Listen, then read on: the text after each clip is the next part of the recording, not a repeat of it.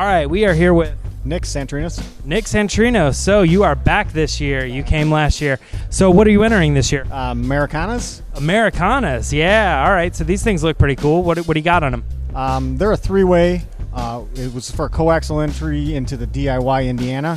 It consists of an RS 100P and a Tangband 1761 as coaxially mounted, and then the Tangband W69 for a woofer. So these were intended to be the under 200 category. Yeah, I really didn't think about the price when I was building them, but I assumed they'd sneak in under 200, but they're actually about 206, 209-ish, depending on what the current price is. So I'm in the over 200 class. All right. So these look beautiful. How did you build them? What color choices? What was the design inspiration? They're a set of truncated pyramids with different angles stacked on top of each other. The mid-range is in another truncated pyramid inside the top section. The whole look was taken off of a popcorn maker. That's where the Americana thing came from. It's an old Americana popcorn maker. So that was the red and the white? That's the red and the white and the design. So super 50s. Super 50s.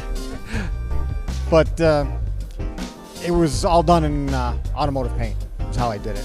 You just blew your own expectations away. We had a little chat earlier, and you were talking about how you weren't even planning on placing, and you took probably more awards than anybody in your category. What did you win this year?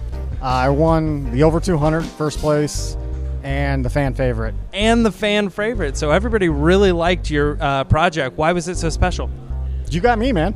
I honestly don't know. I thought I brought a knife to a gunfight, to be honest. I just came for fun. All right, so we talked a little bit about the outside and the look. Do you think that was what maybe caught people's eyes, or do you really think it came down to the sound? 40% is the way it looks. I mean, let's be honest here. 40% of it was pretty. My cabinets are well done, not to brag, but I mean, I try to put some effort into it so it looks professional. So yeah, that gets me ahead in the points. It may not have been the best sounding, I'll be honest. All right, so why did you think you weren't going to place? How did this line up on the price? It was a bit over 200, 206, 209, something like that when I built it. So most of the drivers I went up against, the individual drivers cost that much just for one or a pair, and the whole speaker was 209 for mine.